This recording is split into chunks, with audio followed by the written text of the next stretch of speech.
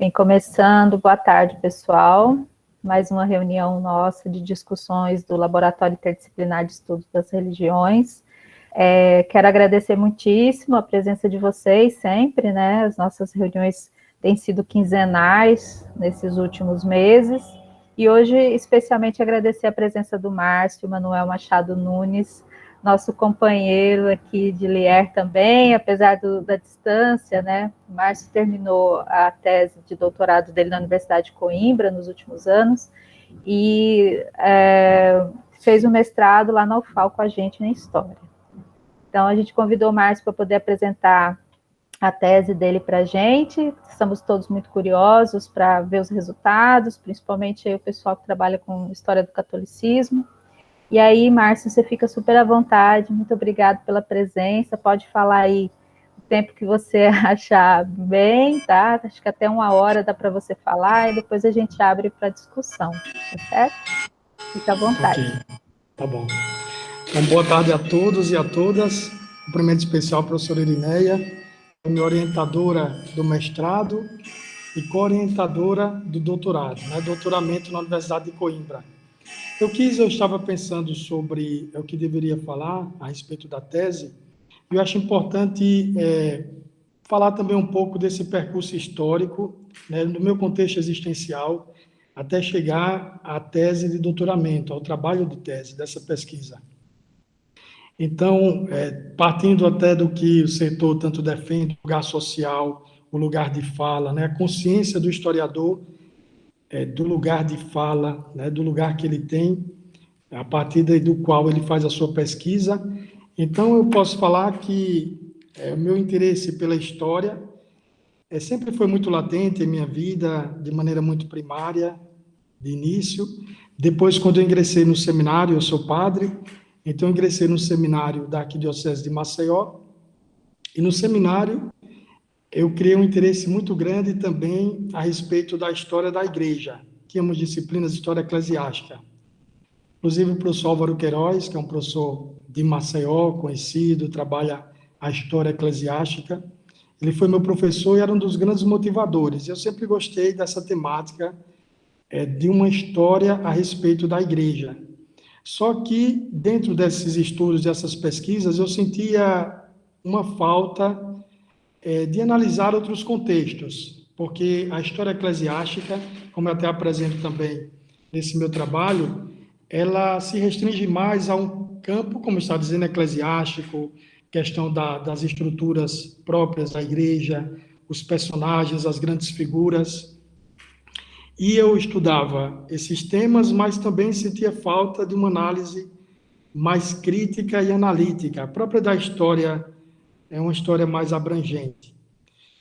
Foi a partir daí que, depois que eu terminei o seminário, eu tinha feito uma formação já em filosofia na UFAL, também na Universidade Federal de Alagoas, e eu queria dar prosseguimento ao estudo sobre a história da igreja em Alagoas, mas a partir de um âmbito mais crítico-analítico, usando o método dentro da história, crítico-analítico.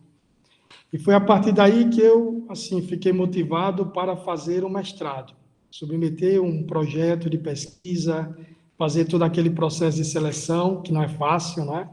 Para entrar no mestrado em História. E eu digo assim, eu costumo dizer, porque eu sou digamos, um padre, acredito, por providência divina, ingressei no mestrado, realmente a colocação foi muito boa. Eu não esperava que a minha formação na área de filosofia, mas ingressei no mestrado e tive a graça, a alegria de encontrar a professora Irineia, né, que também já pesquisava, uma grande estudiosa do campo das ciências da religião, das religiões, né, no contexto histórico da história social. E com a professora Irineia eu pude desenvolver mais esse meu interesse a respeito da história da igreja em Alagoas. E aí eu comecei uma pesquisa, no mestrado trabalhei o processo de criação do Bispado de Alagoas.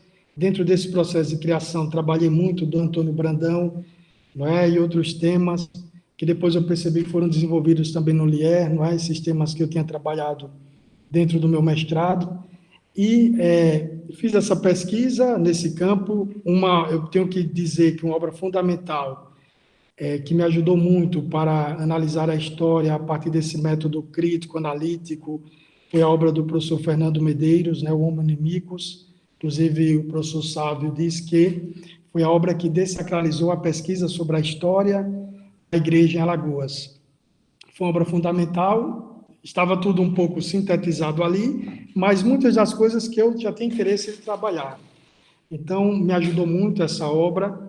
E, claro, a partir daí eu pude começar a fazer esse percurso de pesquisa mais dentro do próprio campo da história, não mais da história eclesiástica, mas como que saltando os muros para uma história a partir do método crítico, né, analítico, no campo da própria história, que inclusive até hoje, dentro do âmbito eclesiástico, quando eu falo que fiz um doutorado em história contemporânea, eles falam: você trabalhou história da igreja?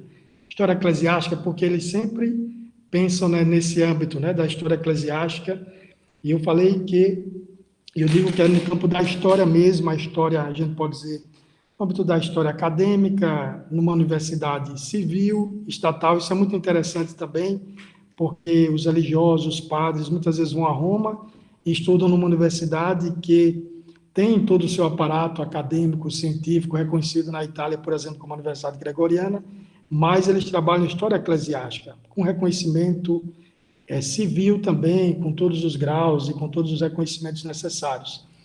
E eu trabalhei dentro de uma universidade estatal, civil, um tema que é um tema que é também muito estudado dentro da história eclesiástica, mas uma perspectiva mais acadêmica, no sentido do método histórico crítico, né, utilizando esse método.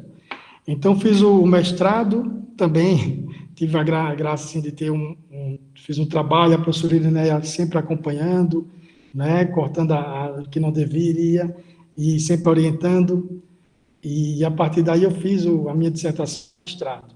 Depois queria aprofundar ainda mais, né, a minha pesquisa, e é isso mesmo, eu acho que um trabalho de doutoramento tem que ser fruto de uma pesquisa lenta, demorada.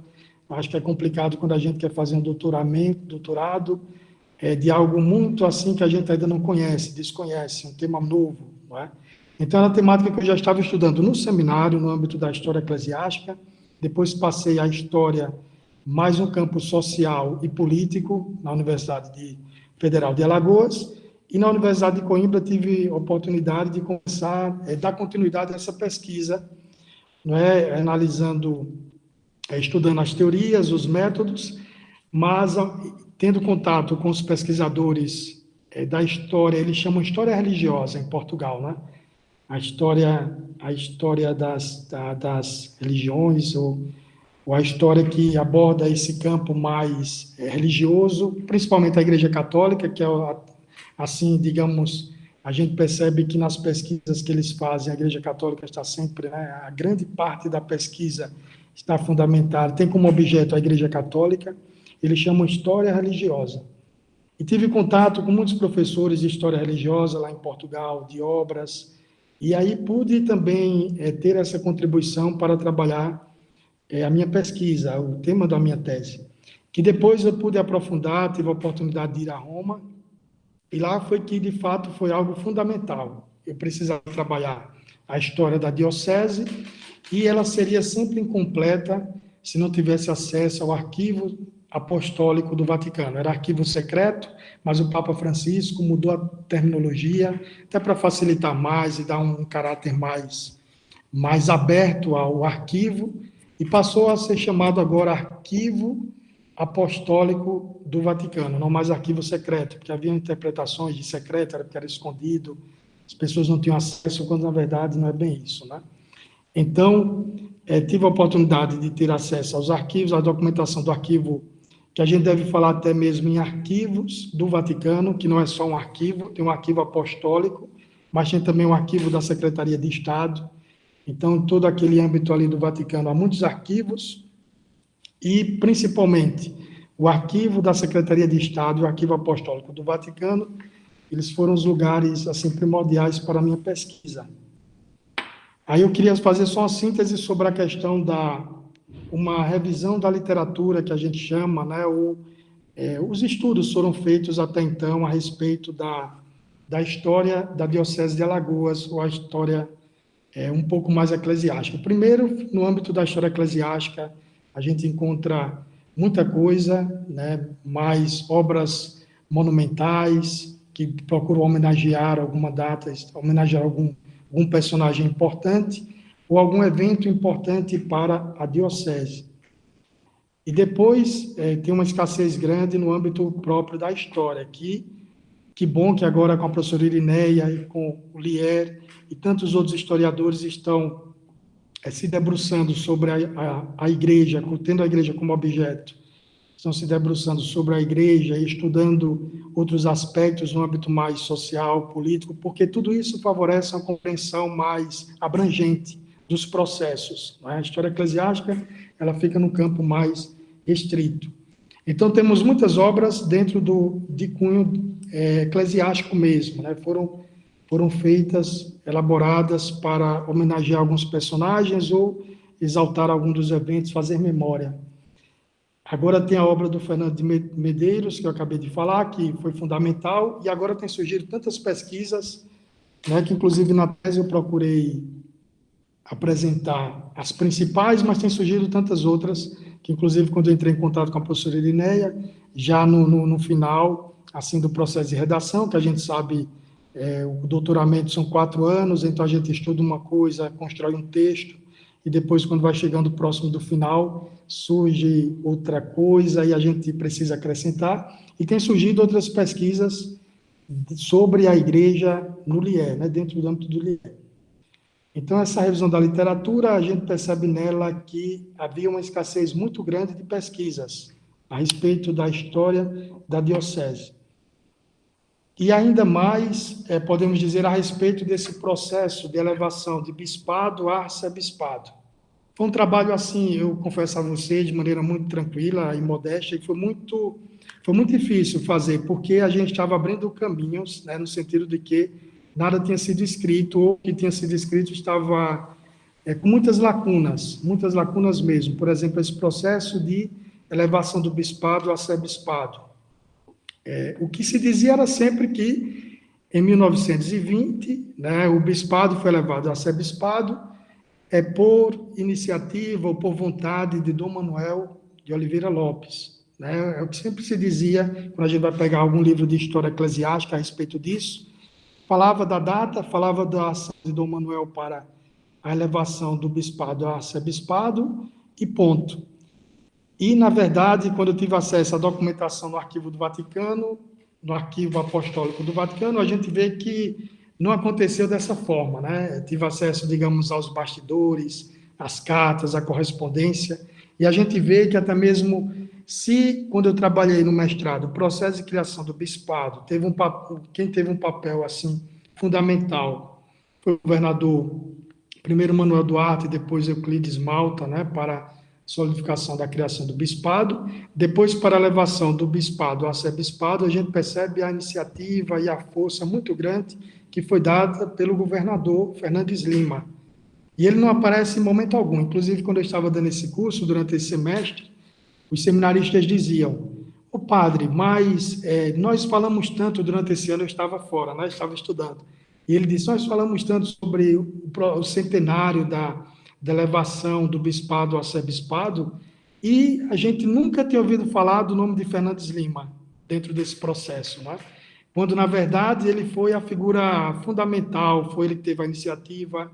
Dom Manuel Antônio de Oliveira Lopes, ele ficou um pouco mais de lado do processo, né? Ele não quis se envolver no processo, e a gente percebe a importância também do contato com a documentação. Não se pode fazer história, uma coisa que os professores da Universidade de Coimbra insistiam muito é que, para construir um texto, né, fazer uma produção, de fato, uma historiografia, é preciso que tenhamos contato, de fato, com as fontes. Claro que a gente entende que as fontes são escassas. Por exemplo, em Maceió, né, a gente tem essa dificuldade, o senhor bem sabe, do arquivo da Cúria Metropolitana de Maceió, então é complicado fazer uma história, às vezes a gente precisa lançar uma hipótese aqui, uma hipótese ali, como no caso quando eu fiz a minha dissertação de mestrado, tive contato com a documentação que tínhamos no arquivo da Cúria, algumas até que eu desconhecia porque o arquivo não estava ainda bem organizado, depois outras surgiram, e eu percebi que no mestrado eu tinha lançado muitas hipóteses que foi interessante, que quando eu tive contato com a documentação no arquivo do Vaticano, essas hipóteses foram, entre aspas, comprovadas, né? Assim, a gente pôde perceber de fato o que aconteceu dentro desse processo. Então, é importante esse contato com as fontes, né? A gente, claro, procura fazer uma história a partir do que a gente tem, mas corre o risco também de ficar muito no campo mais hipotético, né? Então, essa pesquisa, ela procurou fazer isso, trazer, de fato, eu procurei recolher, foi um trabalho árduo, como eu já falei, de toda a documentação que eu tive, as que eu consegui, né, dentro desse período de tempo, mas eu acredito que as que eu analisei, acho que se houver algumas outras sobre o processo de elevação, não sei onde estão, pode ser em outros arquivos do Vaticano, mas os arquivos que eu trabalhei, que eu procurei resgatar essas documentações. E foi um trabalho pautado em cima de documentos, né? É isso que eles insistem muito, né? Na produção da historiografia lá, também é muito, assim, as fontes. Eu lembro que, quando eu estava na defesa da qualificação para o projeto de tese, os meus colegas até da classe diziam muito isso, olha, cuidado, porque o que todos os professores querem, de fato, é que você mostre fontes, documentação. Você tem que ter um respaldo na documentação. Não podemos cair naquela história positivista, o que a gente sabe, né? Ou metódica, a história metódica que a fonte seria a verdade, mas de fato é um problema a ser pensado sobre como nós fazemos a história, né? Como temos produzido história. E dentro dessa perspectiva eu procurei construir o meu texto. Tive que fazer opções, no dia da defesa, até a professora Inéa acompanhou, e houve alguns questionamentos a respeito assim, de trabalhar mais comparações com casos europeus, né, comparações com outras dioceses, por exemplo, dos Estados Unidos, inclusive eu trouxe um pouco dos Estados Unidos, mas foi preciso fazer escolhas. Né? Quando a gente tem um tempo restrito de pesquisa, 4 anos parece se tornaram, foi pouco, parece que é muito pouco ainda, mas temos que fazer opções. Como não tinha ainda uma história escrita a partir das fontes, a gente precisou fazer esse resgate, né, e tentando também trabalhar, na medida do possível, essas comparações, né, trabalhando muito as comparações que são tão preciosas dentro também do campo da história, né, para que a gente possa comparar os casos. Mas a gente procurou também resgatar esse processo histórico a respeito, um panorama histórico a respeito da criação do bispado, depois o processo de elevação de bispado a arcebispado. Então, utilizamos a história social, mas, sobretudo, a história política. Né? Tem um teórico francês que eu gosto muito, René Rémond, que, desde quando eu já estava estudando, esse resgate da história política que ele faz, e ele procura empreender, colocar a pesquisa a respeito da religião como uma pesquisa muito importante, ele ressalta muito isso, a religião como um campo importante para entendermos as dinâmicas da sociedade. E tentando salvaguardar a religião, porque tem vários teóricos, a gente sabe, grandes problemas, grandes teorias, grandes hipóteses. Né? Quando eu estudei filosofia, tive a oportunidade de ter muito contato com muitas teorias, então é uma coisa também que eu gosto muito, e eu procuro selecionar, como a gente deve fazer, selecionar os historiadores. Também os teóricos, tem isso também. Há uma gama, né, de teóricos, não só aqueles, por exemplo, são dados dentro de um âmbito, não sei, dentro de uma sala de aula. Pode também ter outros teóricos que a gente pode também aprofundar. O René Rémond é muito trabalhado também no mestrado da UFAL. Inclusive, no processo de seleção, ele era um dos teóricos que, uma obra dele, a história, a gente sabe por uma história política, né, trabalhado no processo, e eu gosto muito daquela obra, e tem outras também, que ele trabalha a história no âmbito contemporâneo, e ele constrói uma certa fundamentação, uma certa teoria a respeito da pesquisa sobre a religião. Ele diz que a religião é um campo importante para entendermos melhor os processos, as dinâmicas sociais. ele coloca, ele vê a sociedade como diversos setores, né, que estão divididos. Temos o setor da cultura, o setor da economia, o setor temos a cultura, e ele fala que esses setores, eles interagem entre si, mas não significa que um tenha produzido o outro. Por exemplo, você tem o setor econômico de uma sociedade, o setor político, e ele fala que são setores independentes que muitas vezes confluem e que contribuem para que se possa entender melhor as dinâmicas de uma sociedade.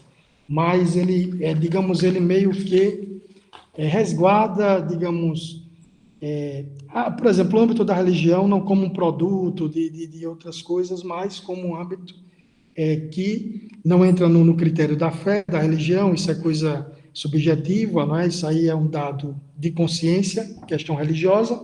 No entanto, ele reconhece que a religião é um lugar, um espaço importante para a compreensão do que é social, da sociedade. Então, um teórico que, de fato, sofri influência dele, inclusive quando eu fui fazer a defesa do meu projeto de tese, um dos que estiveram na banca, um deles foi aluno do René Rémond, na França. Então, ele gostou muito e elogiava muito o René Rémond, que ele é muito utilizado também lá em Portugal.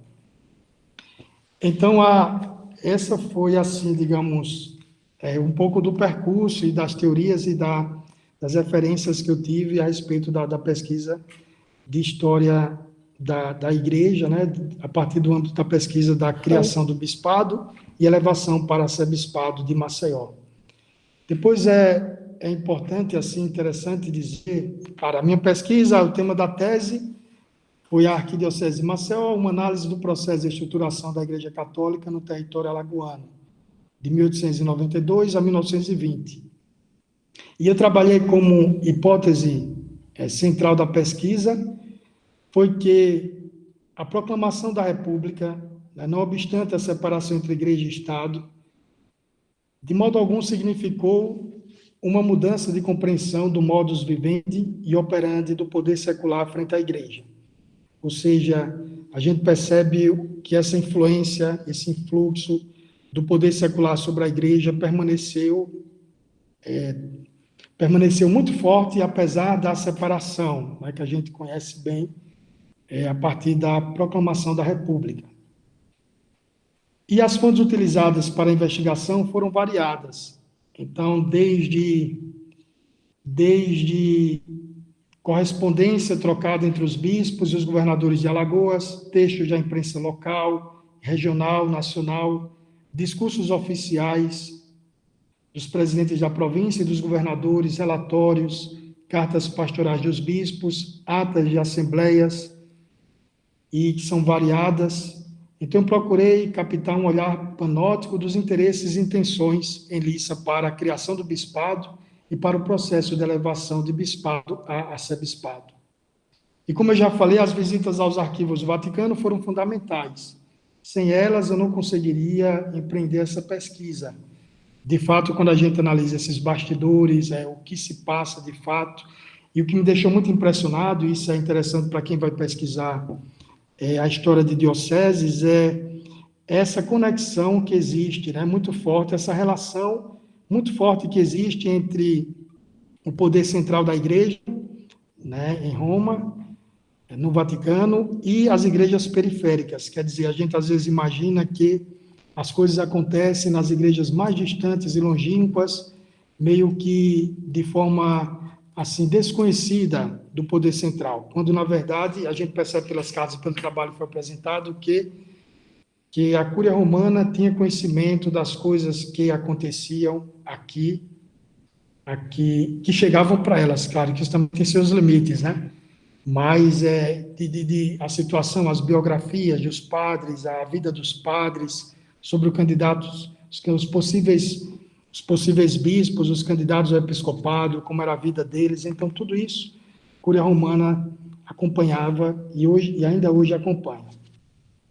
Então, no primeiro capítulo, eu procurei, como eu já tinha falado, fazer esse panorama histórico, que foi uma coisa que eu senti uma grande falta quando eu olhava para trás, para os outros séculos. Inclusive, o meu orientador, ele é especialista em Inquisição, então, história moderna. não é? E ele insistia um pouco nisso. E depois a banca queria que eu trabalhasse mais depois, década de 30, 40, 50, né? A ação católica. Só que meu orientador, ele é da história moderna. E, de fato, quando eu comecei a apresentar alguns aspectos do que faltava, né, antes da criação do bispado, ele insistiu muito, né? E ele já tinha também algumas obras, algumas pesquisas sobre o processo de ocupação, né, digamos assim, as terminologias que a gente tem que ter cuidado para usar, né, quando os portugueses chegam aqui no Brasil, e ele já tinha escrito algumas coisas sobre isso. Então, o primeiro capítulo procurou fazer um panorama histórico a partir de fontes, a partir desse método mais crítico e analítico, examinou o processo de formação das estruturas da igreja no Brasil, desde a chegada dos portugueses em 1500 até os primeiros anos da República. O primeiro capítulo é chamado de Prolegômenos, que era uma inserção, quer dizer, uma introdução.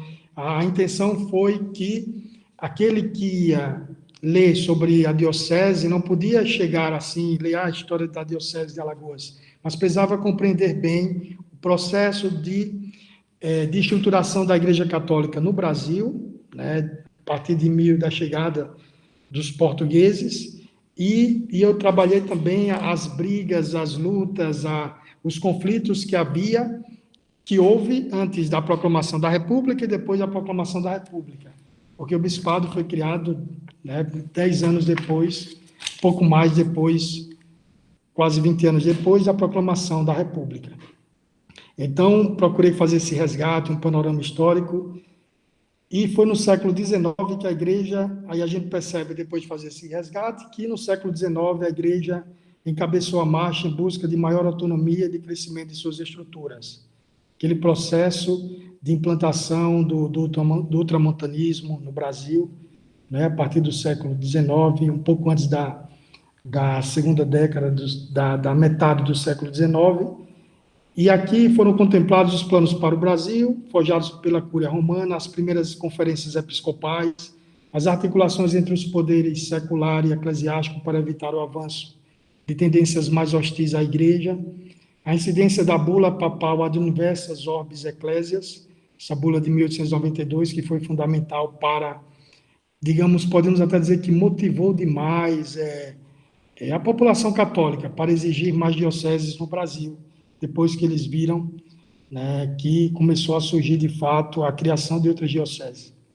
O capítulo 2 empreendeu uma investigação a respeito da delimitação do espaço da parte sul de Pernambuco, que posteriormente será denominada Alagoas, né? Procuramos traçar também esse processo civil, a emancipação política do território que aconteceu em 1817, e a dependência eclesiástica face a Pernambuco, né, uma dependência latente. A igreja em Alagoas sempre dependeu muito da igreja de Pernambuco, até quando foi para exigir a separação, eles misturaram as coisas, e de fato era dessa forma que, para conseguir uma independência plena de Pernambuco, era preciso ter um bispado próprio.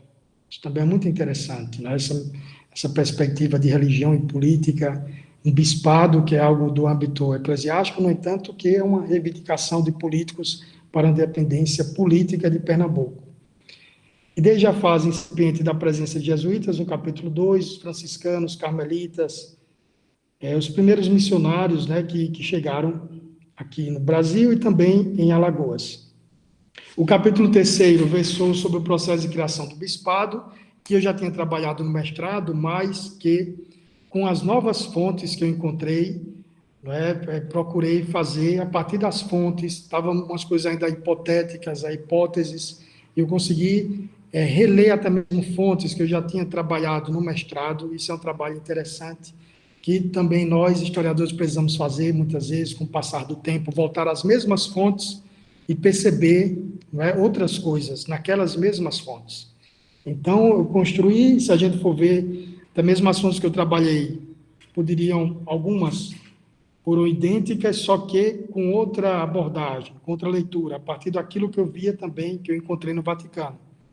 E dentro dessa perspectiva da criação do Bispado de Alagoas, eu encontrei lá uma coisa interessante a ser dita, que eu encontrei o projeto de ereção da nova diocese no estado de Alagoas, quer dizer, aquele projeto, um projeto que foi de 1896, que ele estava no arquivo da Secretaria de Estado, não estava no arquivo apostólico do Vaticano. Isso é muito interessante perceber. Por quê?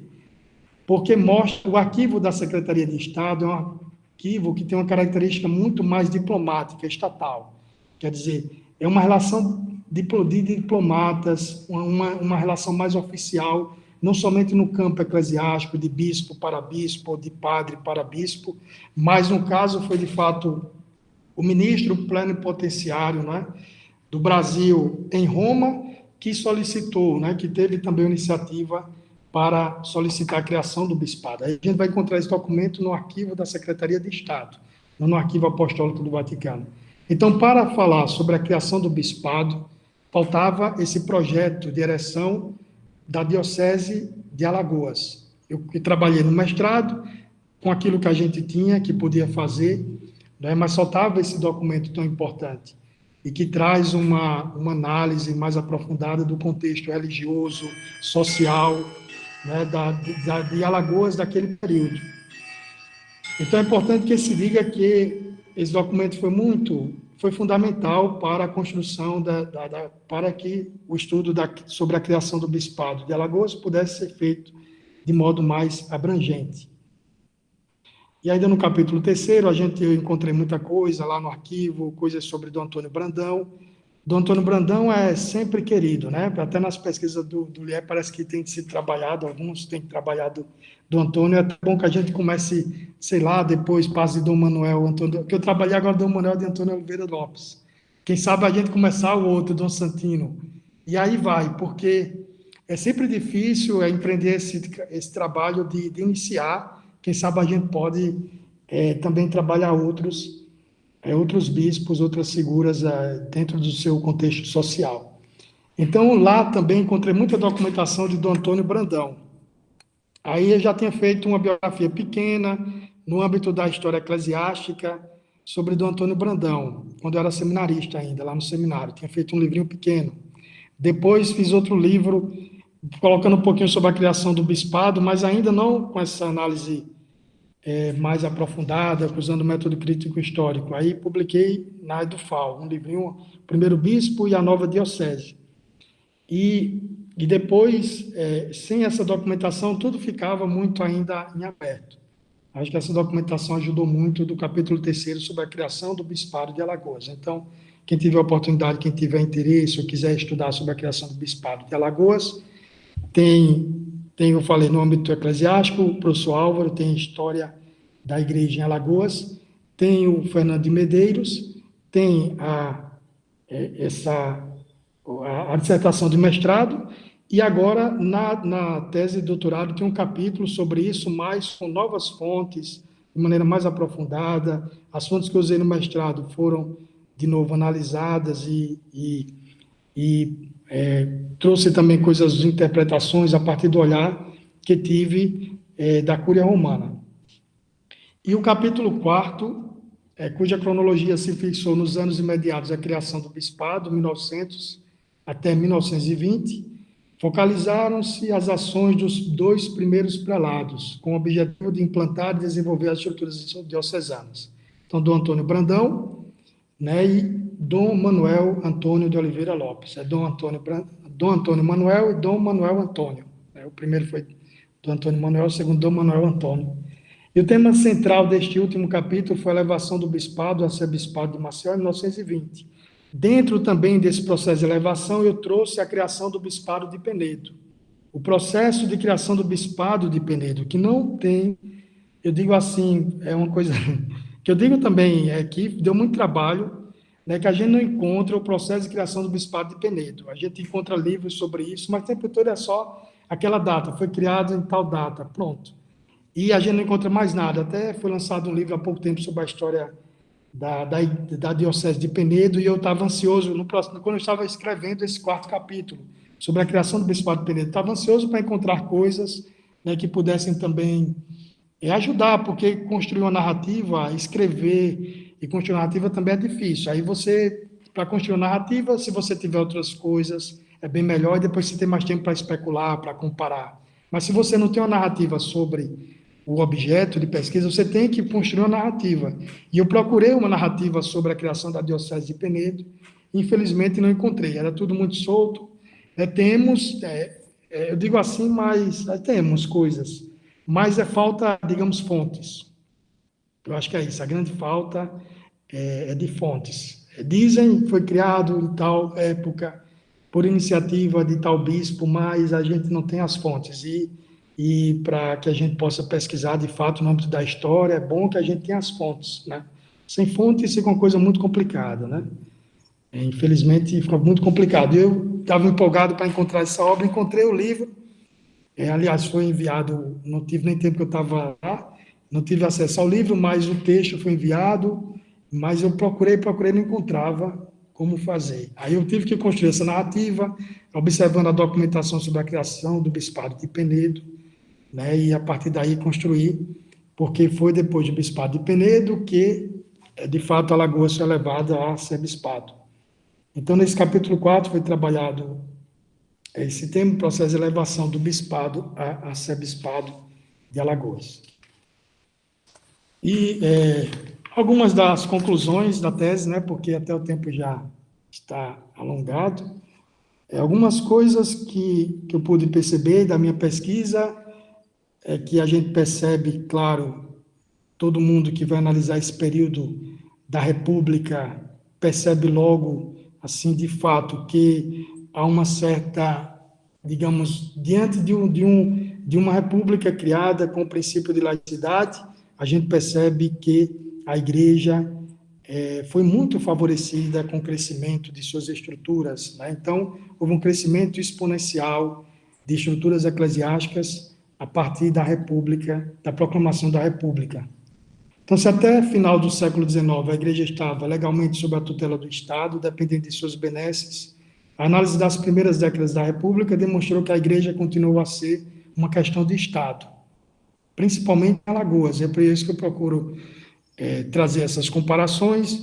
Depois a gente vê que também que precisamos comparar os casos, mas a igreja, de um modo geral, né, assim, meio que é complicado generalizar, mas dentro da documentação que encontrei, a gente percebe essa grande influência do Estado, né, sobre a igreja, com interesses sobre criação dos bispados, interesses vários que na tese a gente vai mostrando, né, os interesses vários que não eram só religiosos.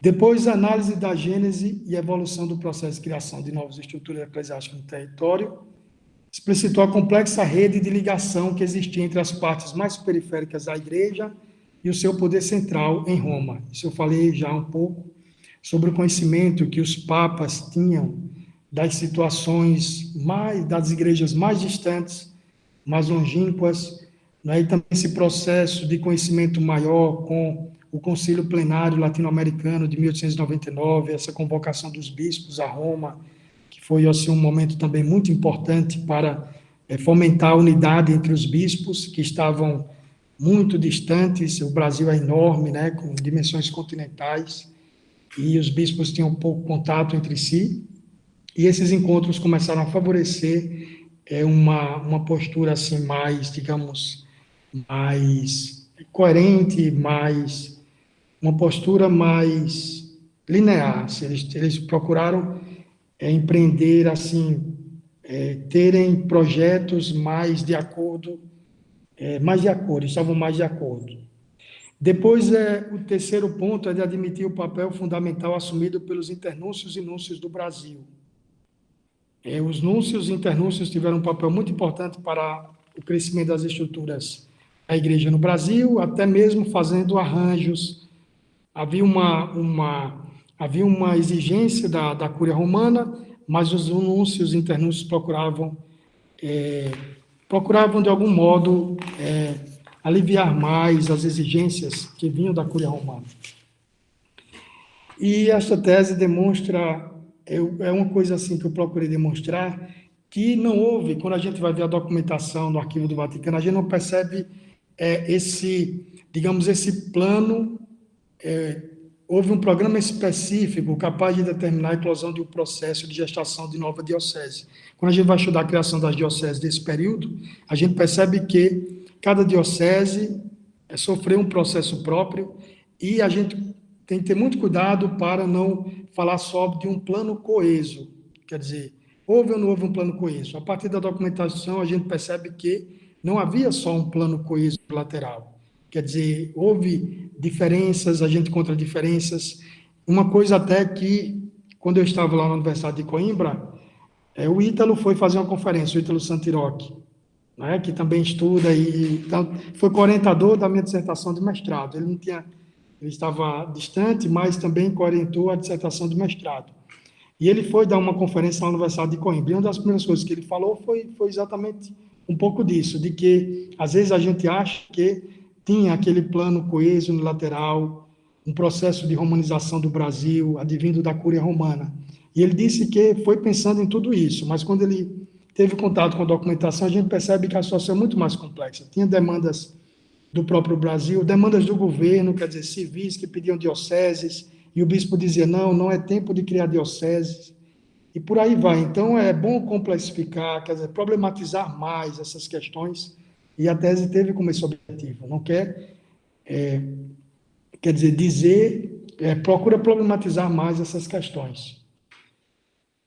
E temos também, como através de um olhar criterioso, a gente percebe que cada um dos bispos analisados apresentou uma espécie, cada bispo tinha uma característica própria, quer dizer, do Antônio, a gente fala muito do ultramontanismo, da influência ultramontana de Dom Antônio, mas também tem algumas arestas quanto a isso, a gente vê questões também, até mesmo em Belém do Pará, quando ele foi acusado de favorecer a maçonaria.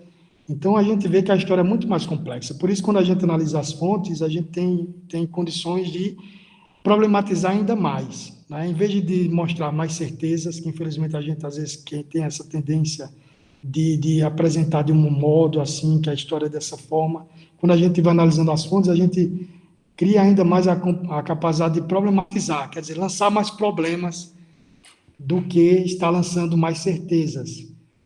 Né? Então, a partir da documentação, a gente vê essas questões, essas perspectivas. E eu procurei também trazer mapas mostrando o desenvolvimento das estruturas da igreja em Alagoas, com a ajuda do Dami, não é o Dami que ajudou muito também aí em Maceió, e fomos construindo essa pesquisa, que ainda está em aberto. Eu terminei em 1920, quem sabe alguns dos que estão aqui acompanhando podem começar a trabalhar a partir de 1920. Né? Eu queria até que ninguém trabalhasse,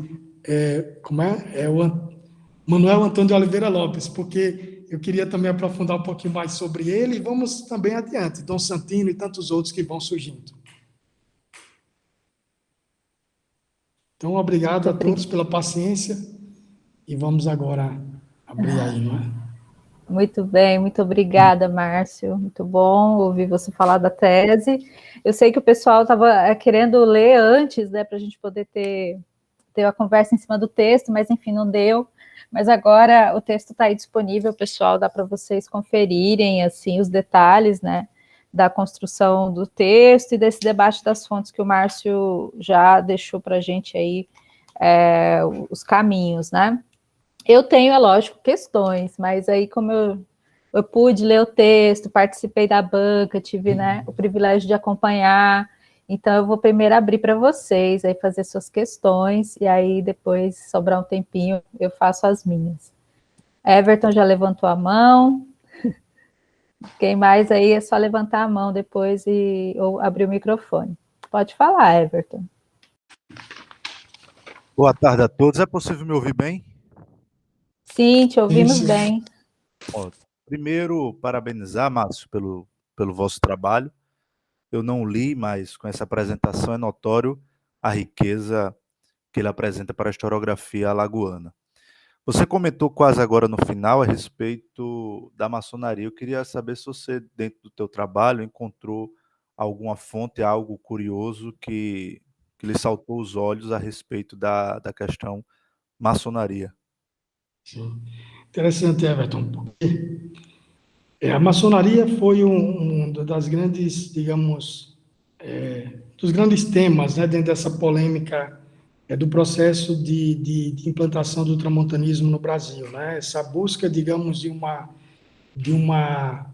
uma igreja católica mais pura, né? Então teve aquela questão dos conflitos com as irmandades, mas assim, digamos, no arquivo secreto, porque no arquivo apostólico eu não tive a oportunidade de encontrar só de maneira assim, digamos, tangencial, quer dizer, quando eu estava estudando do Antônio Brandão, a gente pôde ver essas acusações a respeito de que ele tinha favorecido alguns maçons lá no Belém do Pará.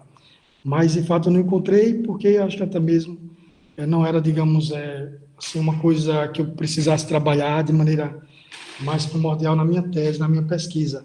Mas eu acredito que sim, há muita polêmica. Eu lembro que no índice lá do Arquivo do Vaticano eu vi algumas coisas sobre a maçonaria também. Tem lá no Arquivo Apostólico do Vaticano, é interessante, você antes de entrar, para ter acesso aos documentos, você entra numa sala de índice que tem cerca de 3 andares. Então, você passa já um tempo enorme só nos índices, né, procurando. Depois você vai ter que ter contato com as pastas para ver se de fato serve para a sua pesquisa, o tema, né, o seu objeto de estudo. Então, é um processo demorado. E quando eu estava nessa fase de leitura dos índices, eu encontrei algumas coisas sobre a maçonaria, mas não pude aprofundar. Então, se alguém tiver interesse e oportunidade, com certeza vai encontrar lá também muitas questões, muitos debates. Tá certo. Deixa eu ver aqui na fila, antes do César e o Cândido, eu vou falar aqui a pergunta da Fabrícia, que está no chat, ela não pode ligar o microfone. Ela está dizendo assim: Márcio, parabéns pela pesquisa, estou no início do mestrado, também gosto muito de trabalhar com Remon, sobretudo aquele capítulo da Aline Contrô, no livro Por uma Nova História Política.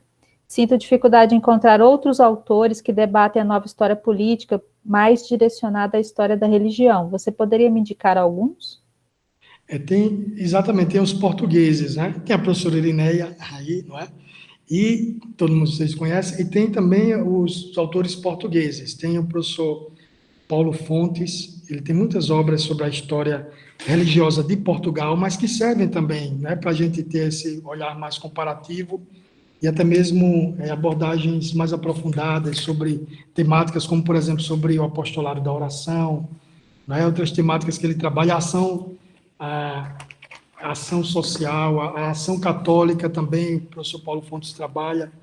Então, Paulo Fontes tem, e inclusive na bibliografia e também na revisão de literatura eu apresento assim alguns autores que tem aqui, olha, eu posso citar, tem aqui entre eles, olha, depois Renan Remon, tem Ítalo Santiroque, né?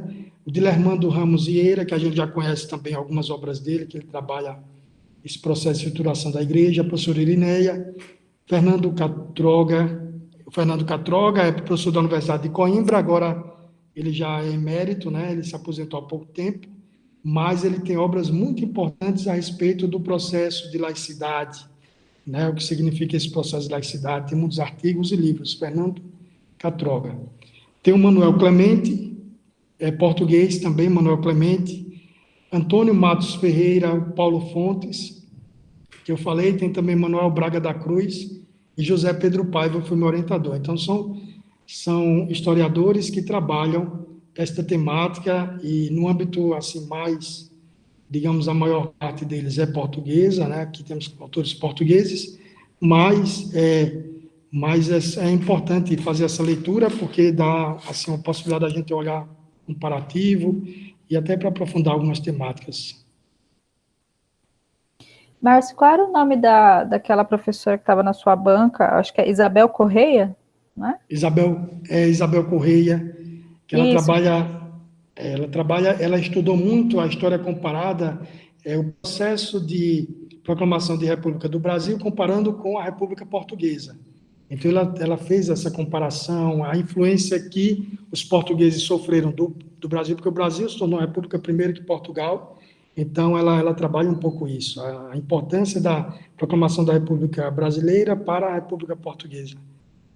E ela traz algumas temáticas desse campo de história política, não é tanto no campo da história religiosa, né, história da religião, mas ajuda muito também a comparar aquele período, né?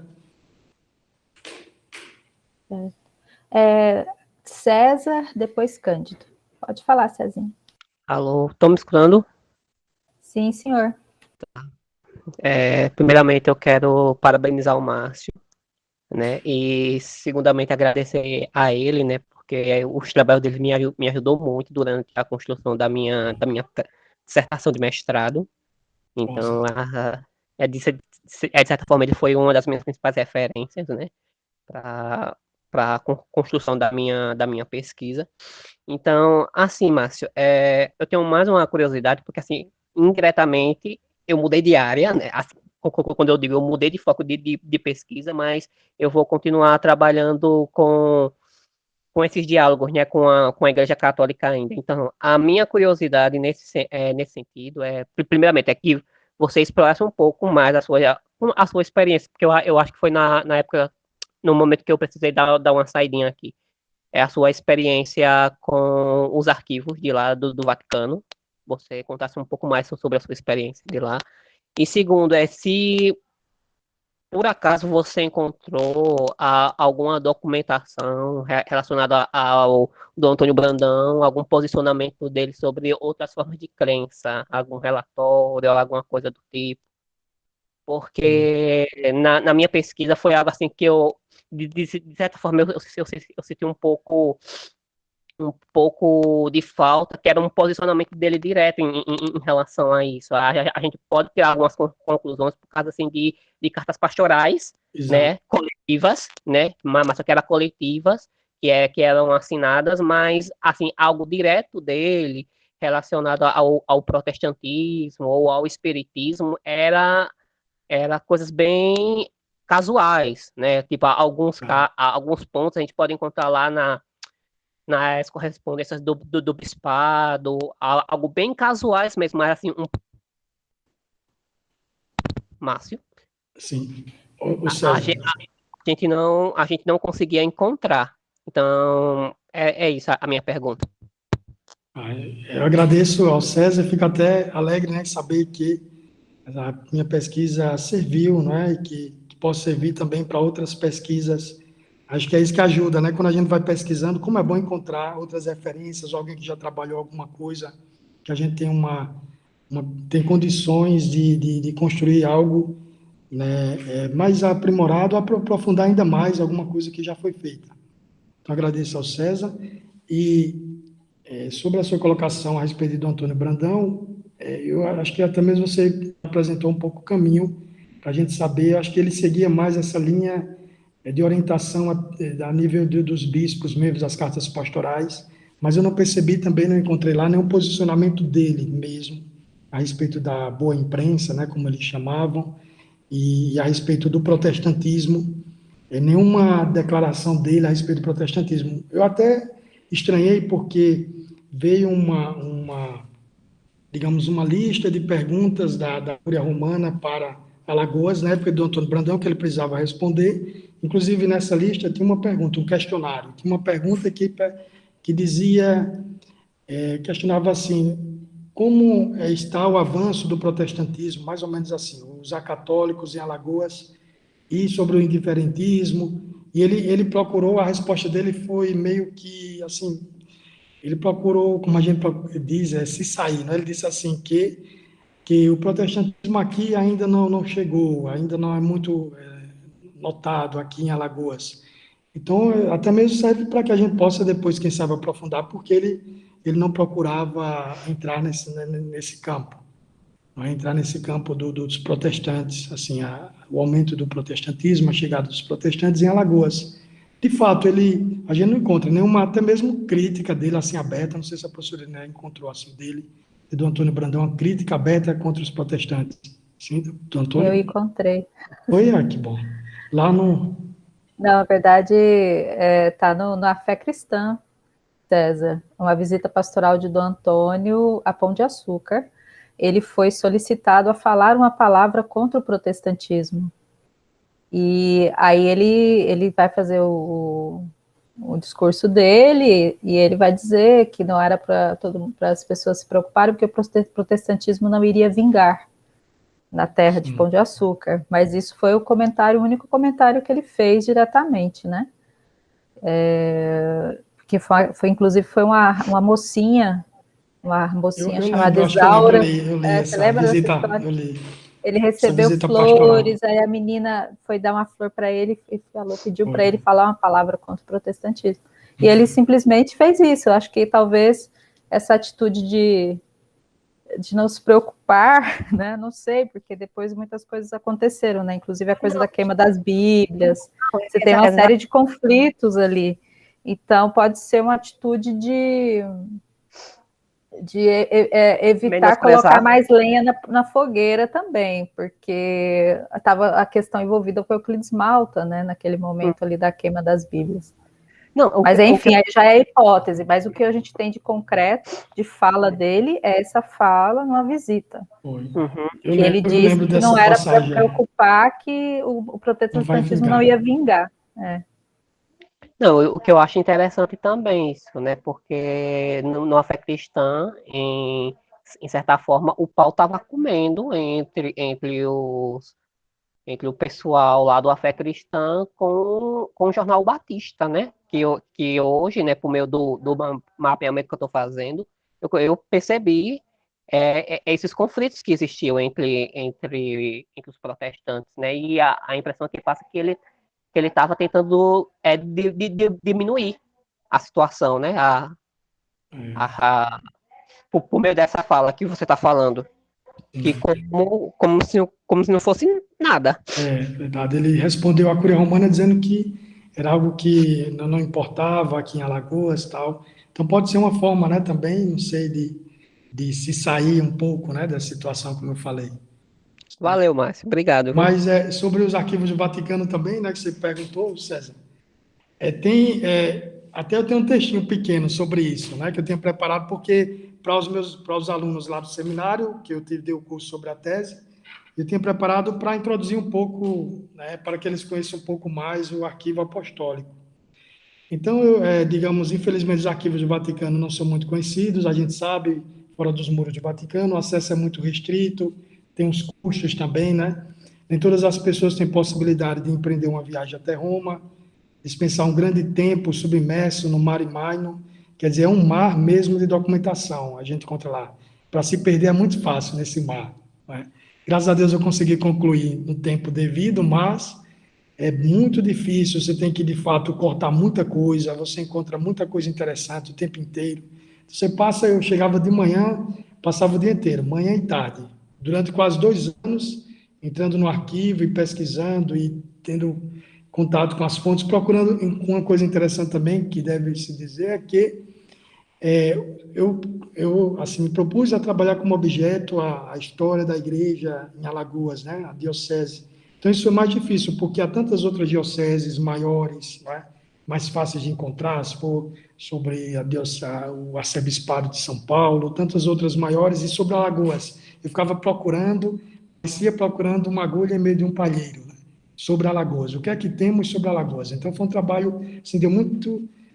assim, foi muita gente porque tinha que encontrar sobre Alagoas. O que é que tinha sobre Alagoas? Sobre outras dioceses, às vezes a gente encontrava projetos mais bem elaborados, maiores, mais documentos, só que sobre Alagoas foi mais difícil. Então, para pesquisar no arquivo do Vaticano, há uma dificuldade burocrática, geralmente eles só aceitam estudantes de doutorado, autorizados pelos orientadores, né? Depois passa por uma entrevista para saber o que de fato vai querer pesquisar no arquivo. E há muitos mitos sobre o antigo arquivo secreto, chamado secreto, basta que observemos a mídia e quando a gente assiste o filme de Dan Brown, Anjos e Demônios, né? Não tem aquele segredo, aquele mistério todo. E corrigindo alguns dos mitos que circulam a respeito dos arquivos, é importante esclarecer o que significa a palavra secreto. Até falei um pouco. Para nós, em nosso contexto contemporâneo, secreto significa algo que não pode ser difundido, algo que está escondido, que alguém controla e que não deseja compartilhar com outras pessoas. Secreto estaria mais associado a segredo, na nossa interpretação contemporânea, né? Secreto, segredo. Entretanto, quando o Arquivo Secreto do Vaticano foi fundado no início do século XVII, entre 1610 e 1612, sendo separado da Biblioteca Apostólica Vaticana, que é a biblioteca mais antiga da Europa, pelo Papa Paulo V. O termo secreto tinha um significado totalmente diverso. O termo vem do latim secretum discernere, que significa separar, distinguir, reservar. Então, era arquivo separado, distinto, reservado, organizado, né? Mais do que algo secreto, significa algo reservado. Também os arquivos reservados ao Papa, né? Também os arquivos das cortes de reis e príncipes são chamados de secretos, sem nenhuma dificuldade para os estudiosos. Quer dizer, secreto porque está reservado, é um arquivo que trata das coisas do Papa, digamos assim. Como tem os arquivos secretos de reis e príncipes, trata das coisas dos príncipes. Mas não significa tanto que esteja restrito. E nascido como mencionado, da Biblioteca Apostólica do Vaticano, o arquivo foi fundado por Paulo V, ficou qualificado como separado dos demais e reservado para o uso do pontífice e dos funcionários por ele indicados. Este nome foi título oficial até 22 de outubro de 2019, quando o Papa Francisco, com a Carta Apostólica na forma de moto próprio, a experiência histórica, restaurou o antigo nome para Arquivo Apostólico do Vaticano. Então, o patrimônio documental preservado em seus vastos depósitos cobre um período cronológico de cerca de 12 séculos. A gente tem 12 séculos de documentação lá. É composto por mais de 600 acervos arquivísticos e se estende por 85 quilômetros lineares de estantes. Ou se a gente for colocar as estantes, é 85 quilômetros de estantes. Temos uma sala de 2 andares, e o Papa Leão XIII, foi o Papa Leão XIII que, em 1881, abriu suas portas aos estudiosos, para todos os estudiosos. O Arquivo Apostólico do Vaticano se tornou um dos mais importantes e famosos centros de pesquisa histórica do mundo. Então, quando um pesquisador vai ao arquivo, ele passa por uma entrevista, vai dizer o que vai, de fato, pesquisar, até os padres, todo mundo são historiadores, são pesquisadores que vão ao arquivo, do mundo inteiro. Eu tive contato com pessoas que estavam fazendo pesquisa sobre a história da igreja, sobre a igreja na Alemanha. Brasileiros também estavam estudando na Alemanha. Na Alemanha eles estudam muito essa relação entre o poder central e a igreja periférica. Então, tem surgido muitos estudos, inclusive uma colega, a Ana, defendeu a tese de doutorado dela lá na Universidade de Frankfurt, há pouco tempo agora, sobre essa relação entre o poder central e as igrejas periféricas no Brasil. E a gente passa por essa entrevista, depois tem toda uma curiosidade, que passa por cerca de 4 instâncias até chegar ao local da documentação. Tem os guardas suíços que perguntam para onde a gente vai, tem que ter a credencial, tem que ter a autorização, por causa da riqueza dessas fontes que abarcam cerca de 12 séculos, né, de documentação.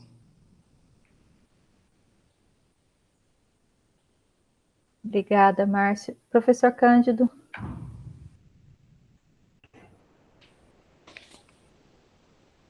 Olá.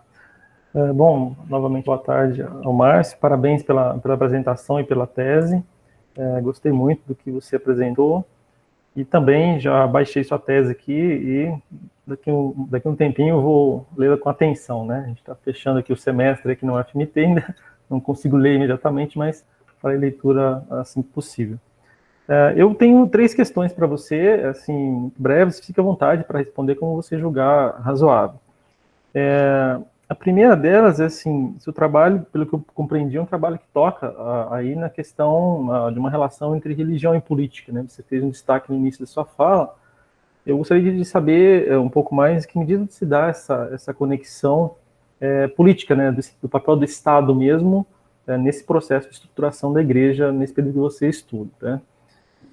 Depois, uma curiosidade, quer dizer, falando de um projeto católico no Brasil, né, republicano desse período que você está estudando, né? Quer dizer, existe um projeto que vem de Roma, eu vi aí pela sua bibliografia, está muito bem amparado, né? E aqui no Brasil também você tem uma reestruturação ali, que tem à frente o Leonel Franca, depois um pouco mais adiante o Cardeal Leme, etc.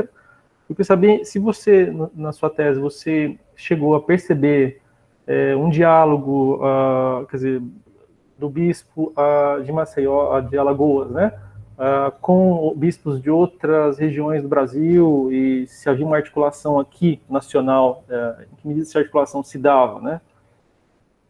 E por fim, quando você fala de ultramontanismo, quais seriam as características específicas do ultramontanismo nesse processo de estruturação da igreja em Alagoas, né? Quer dizer, há alguma diferença daquilo que se passa em São Paulo, Rio, ou em outras regiões, Minas, né, por exemplo? Como se daria isso, né? Então é isso. Novamente, parabéns e espero poder ler sua tese em breve, tá? Obrigado. Então, obrigado às questões do professor Cândido Rodrigues, e foram questões muito interessantes, bem pertinentes, que podem ser problematizadas ainda mais, mesmo depois dessa tese, não é? Tem que ser mais problematizada. Então, a primeira questão foi sobre a relação entre religião e política. Então, eu acho que essa é uma das grandes, digamos, uma das principais características que eu percebi quando comecei a estudar a história eclesiástica de Alagoas, a criação da diocese e a elevação de bispado a arcebispado. Eu percebi que essa relação era muito estreita, e até mesmo seguindo René Remond, ele diz que sempre existiu essa relação entre igreja e política, entre religião e política, essas relações sempre existiram. E quando a gente vai estudar a história da Diocese de Alagoas, de maneira mais específica, a gente percebe que, de fato, parecia que a igreja era uma questão de Estado. Quer dizer, para criar o bispado, houve essa participação intensa dos governadores, dos presidentes, né, da província. Então, o tempo inteiro, eles estavam presentes.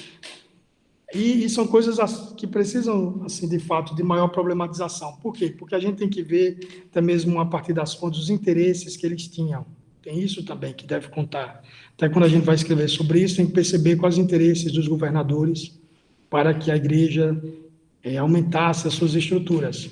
Então, há diversos interesses que eu percebi, né? Há interesses, digamos, entre aspas, religiosos, de fato, porque, digamos, alguns eram católicos, aqueles católicos mesmo, mas esse interesse ou essa intenção nunca estava pura. Quer dizer, havia também um prestígio diante da sociedade, né? Quando você favorecia a igreja, até hoje ainda existe, né? A gente percebe que os políticos procuram sempre uma forma de estar próximos da igreja, né? A gente percebe até os dias de hoje, tem essa grande polêmica dessa relação entre religião e política, agora na nossa atualidade, né? Que agora não é mais a igreja católica, a igreja está um pouquinho de lado, mas tem outras igrejas aí envolvidas. A igreja católica está, pelo contrário, parece estar no outro lado, né? Digamos, dentro desse contexto que a gente está vendo, parte da igreja que também tem vários problemas aí, quer dizer, a gente não pode generalizar, a igreja não é um bloco, quer dizer, são constituídas por pessoas, por correntes dentro da própria igreja, não é?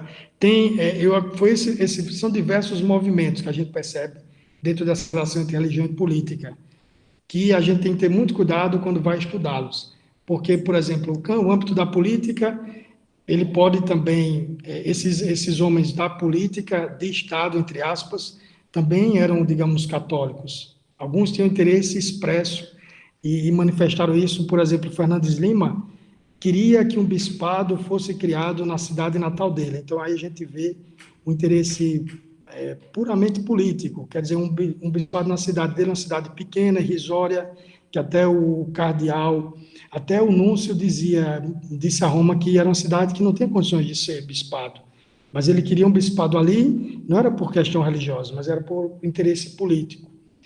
E essa relação, assim, está muito, muito viva, e esteve muito viva naquele período, e o que causa, assim, o que salta aos olhos da gente, que vai pesquisar, é que, dentro daquele discurso todo de separação entre igreja e Estado, a gente percebe que, de fato, ficou só no discurso, né? Quer dizer, houve, de fato, um interesse político para o crescimento da igreja no Brasil.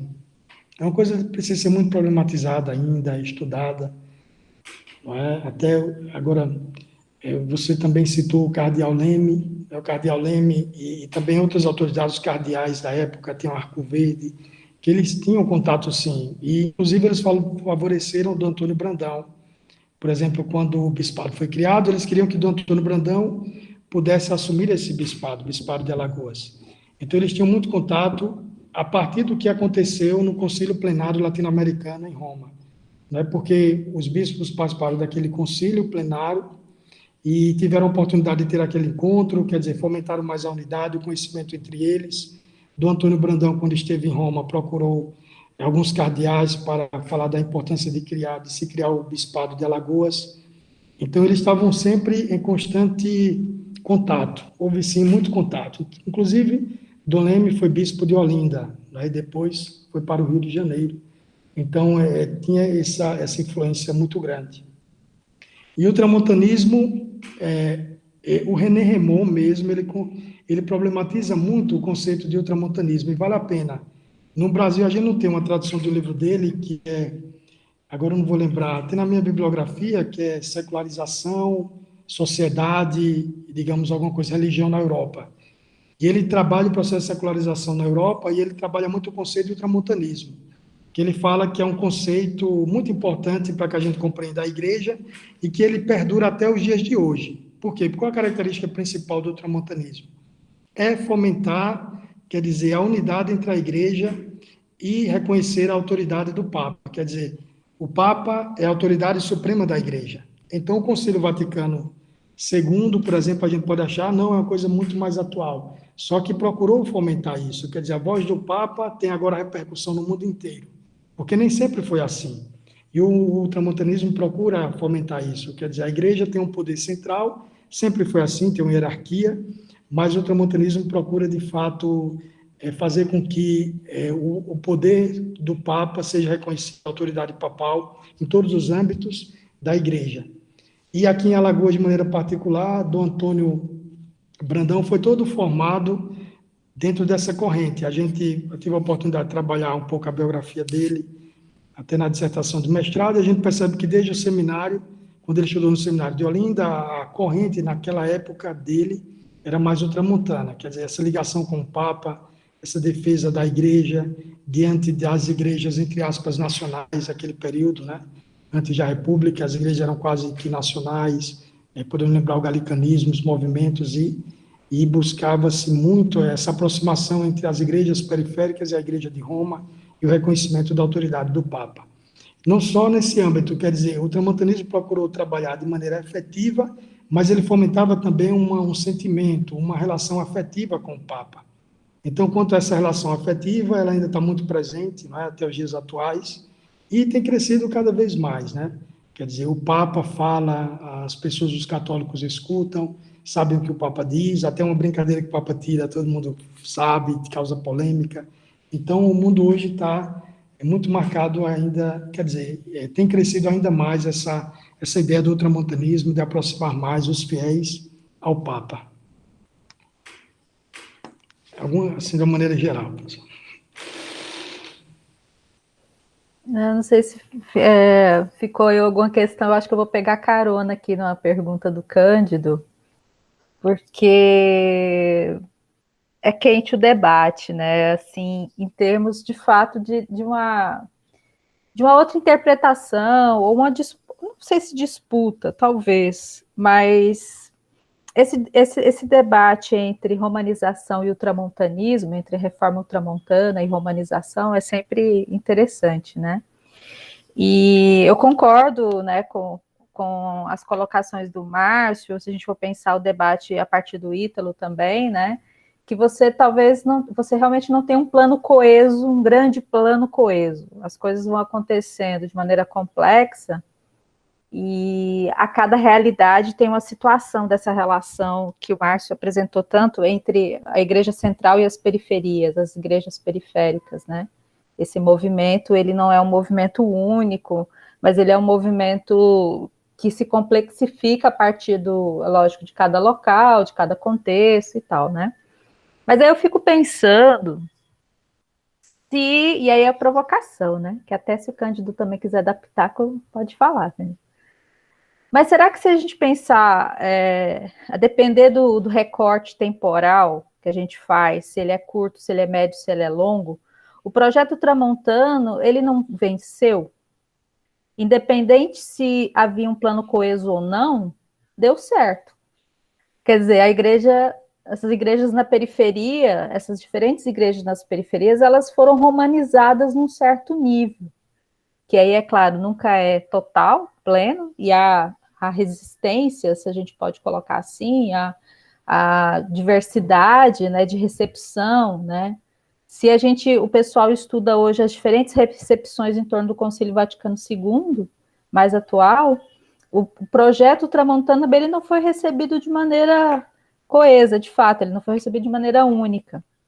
Porque uma coisa que a gente discutia muito, a partir, por exemplo, no debate, na dissertação do Márcio, que depois incentivou a dissertação de César, e que o Márcio colocou aqui, a questão de Dom Antônio Brandão, né, Márcio? Que a gente tinha uma certa ideia de que Dom Antônio Brandão estava muito dentro daquele perfil, de fato, de um bispo tramontano, mas havia uma certa associação entre esse ultramontanismo e uma moralidade, né? Como se ele fosse muito rígido, muito rigoroso ali em muitas coisas. E aí a documentação que o Márcio traz na tese mostra que o Dom Antônio Brandão não era assim, com essa visão, essa aparência social que se tinha de um cara tão rígido, assim, que há muitas controvérsias em torno da pessoa dele, mas que isso não era, talvez não foi publicizado, né? Quer dizer, foi construída uma memória a respeito dele. E se a gente olha o período do século XIX, para os padres que assumem aqui em Alagoas o projeto Tramontano no sentido da defesa, na disputa com a maçonaria, e como que a questão religiosa foi debatida, combatida, foi tenso aquele momento, também os padres que assumem a defesa do papado, a defesa da igreja, eles também não eram, né, aquele padre reformado nos moldes mais ou menos que se imagina, né, que poderia ser. Mas, enfim, aí fica um pouco a provocação, quer dizer, mas será que, tudo bem, esse não havia um plano coeso, mas esse plano não deu certo? No final das contas? Essa é uma provocação. Aí tinha outras perguntas. Muito interessante essa. Márcio, para ti, porque, assim, a sua tese, uma coisa que eu falei na tua banca, e eu tenho que falar publicamente mais em outros momentos que a gente puder conversar, porque realmente é isso, assim, essa renovação da historiografia sobre a Igreja Católica em Alagoas, tem isso que você havia mencionado, quer dizer, a gente ter uma outra produção, que não é essa produção da história eclesiástica, e aí você retoma a obra do Fernando Medeiros, que a gente também tem ela como uma referência, que é importante, né? Esses trabalhos que estão desenvolvendo a partir dos programas de pós-graduação, e aí para a gente na história, isso tem uma importância, porque a gente sabe que o Lier tem feito um esforço, um trabalho coletivo nesse sentido. Talvez a gente precisa conhecer um pouquinho, e eu não sei como que estão as produções do pessoal que sai daqui e vai lá para a Federal de Pernambuco, quer dizer, a gente tem mais ou menos uma noção, né, que a galera meio que também se esparrama por aí. Então, a gente tem, na pesquisa do Márcio, a gente tem, de fato, uma referência, porque se ajuda a gente a pensar esse período aí, principalmente da virada da República, a Primeira República, especial agora, né, eu vou desligar minha câmera porque minha conexão tá meio ruim. Por exemplo, esse esforço de sistematização das estruturas que o Márcio fez para o período colonial, o período imperial, eles vão ajudar muito o pessoal que está fazendo os estudos nesse sentido. Então, por exemplo, Márcio, quem tem que ler sua tese agora? O Dermeval, que está estudando, ele quer fazer a pesquisa sobre o clero no período colonial. Então, ele vai trabalhar com outra documentação, que é a documentação do Arquivo Histórico Ultramarino. Então, ele vai trabalhar ali com a correspondência desse arquivo, mas aquela primeira caracterização que você apresenta vai ser essencial para ele. O Lídio aqui já se apontou também, né? O Lídio, o Marney, a Hélida, que estão trabalhando com catolicismo aí no período do século XIX, em diferentes elementos, diferentes relações culturais e mesmo de relações conflituosas, tudo isso vai ter que passar um pouco também por a gente ter essa base, nessa estruturação que você faz, nessa caracterização das estruturas, que isso é necessário, né? E aí fica mais uma pergunta que, infelizmente, eu sei a resposta, mas eu gostaria que você comentasse aqui, porque interessava muito para a gente saber se havia alguma fala, algum registro na documentação do arquivo apostólico sobre a questão de Euclides Malta e a quebra de Xangô. Porque se o César já perguntou da relação com o protestantismo e o espiritismo, a relação com as religiões afro-brasileiras também nos interessa especialmente, né? Mas aí, não sei, qualquer coisa, se puder informar mais um pouco a respeito da questão com Euclides Malta. Isso são coisas que ainda precisam pesquisar, e talvez a gente não vai encontrar necessariamente nessa documentação, mas em outras, né, correlações que a gente tem que fazer. E aí, aproveitando também o incentivo que o Márcio deu para que outras pesquisas possam ser feitas na sequência temporal cronológica dos bispados, né, dos bispos, a gente encontrou uma referência no Jornal Diário de Pernambuco de uma memória escrita por um tal de J. Queiroz, dizendo que Dom Santino, ele negociou durante a Revolução de 30, né, durante o golpe do Vargas, renunciou com o governo de Alagoas à adesão do estado de Alagoas à Revolução de 30. É uma coisa que eu não encontrei nenhuma referência na documentação do Arquivo da Cúria, tipo livro de tombo, ou mesmo na correspondência de Dom Santino, ou como é que fala ali, no cabido. Não encontrei nada falando desse momento. E aí ali, naquele jornal, você tem lá uma pessoa falando, o camarada lá, o J. Queiroz, falando em primeira pessoa que ele conversou com o Dom Santino, e Dom Santino estava participando de reuniões de articulação nesse sentido, né? Então, você vê que é coisa que, às vezes, a gente não vai encontrar na documentação eclesiástica, porque a própria documentação ela tem lacunas de registro, ou pelo menos daquilo que ficou para nós lá no arquivo da Cúria de Maceió, né? Mas, enfim, Márcio, assim, eu fico muito feliz com a tua pesquisa, é claro, né?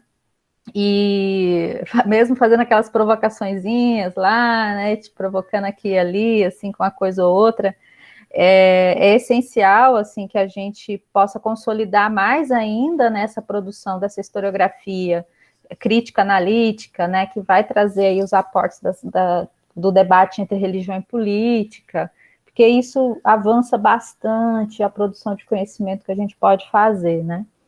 Aí já deixo aqui também o meu parabéns para você, minha alegria de te acompanhar nesse processo aí. E aguardar que você vá botar esse material para ser publicado em livro, que se puder apresentar aí nos eventos que vai ter, a gente vai ter evento em setembro agora de grátis aí, ver se de repente tu se anima para apresentar.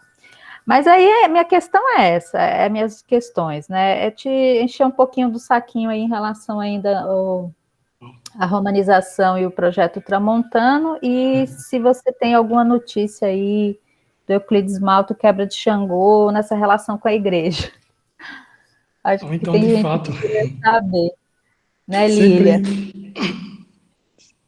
Então, agradeço muito à professora Irineia, que, de fato, de maneira pública, eu posso dizer assim, foi fundamental, né, para o meu aprofundamento, para o aprofundamento da minha pesquisa, sempre incentivando, né, e até mesmo essa chamada de atenção, ou esses comentários, ou essas críticas, todas elas eu assumi assim como coisas construtivas para que eu pudesse aprimorar ainda mais a minha pesquisa. Nem sempre concordava, e isso é natural, né, e na história, assim, também nesse âmbito historiográfico é assim, mas até eu lembro quando eu estava na dissertação, e inclusive, não só a questão de concordar, mas, por exemplo, na tese, eu tive um pouco de dificuldade de trabalhar outros temas que eu gostaria, porque temos o orientador e, de fato, temos um cronograma, tem um objeto de pesquisa, né? Às vezes, por exemplo, eu trabalhei um pouco, eu lembro que encontrei alguma coisa sobre Palmares, alguma coisa assim ainda muito solta, mas o orientador dizia, não, mas para que isso agora? Não é o momento. E eu posso até dizer também que tem ainda alguns temas que eu queria inserir na tese, mas não foi possível, né, por causa do tempo e de outras questões. Agora, só é interessante esse tema da romanização, que sempre retorna, não é?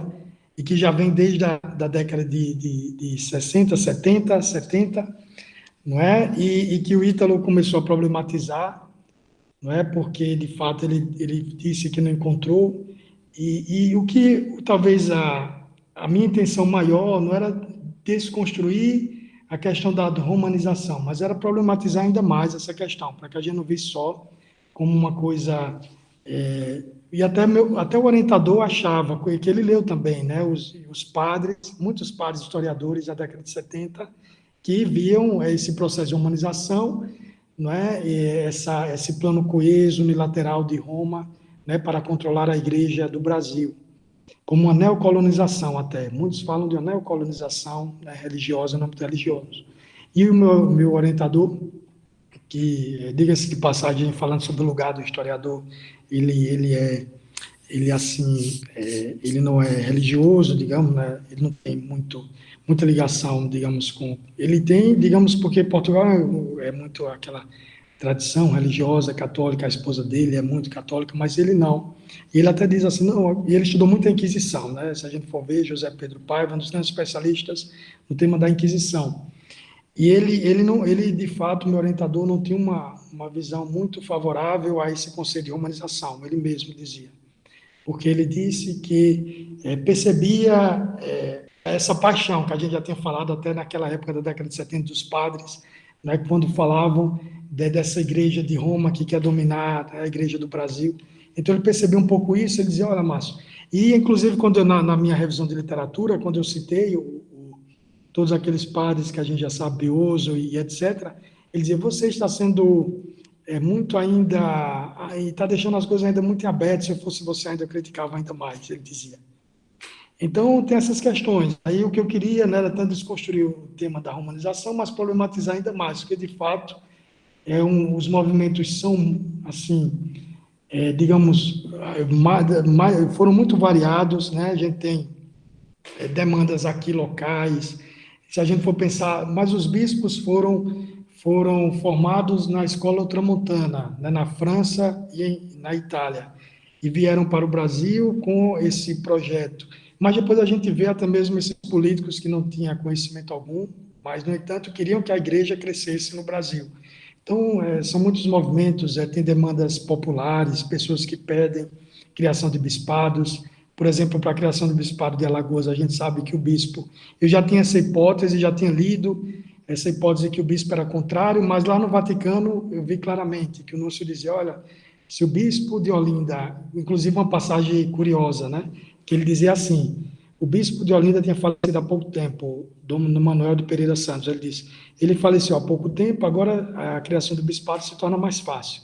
Quer dizer, o próprio bispo de Olinda era contrário à criação do bispado de Alagoas. Então, tem muita coisa aí ainda envolvida, sabe, que a gente precisa problematizar ainda mais, eu acredito, esse processo de romanização, essa visão da romanização. E tem surgido tantos outros estudos, né?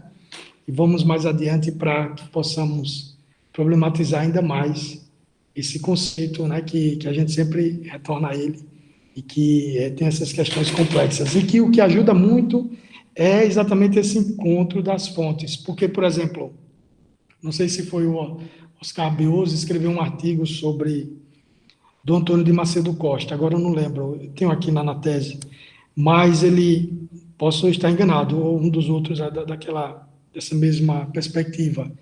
E ele tinha só documentação do Brasil, né? Ele não teve, naquela época, não teve possibilidade de ir a Roma. Então, quando a gente vai ver essas documentações, então isso ajuda muito a que a gente veja essas perspectivas, esses conceitos, né? A maneira as abordagens que a gente vai ter sobre um processo histórico.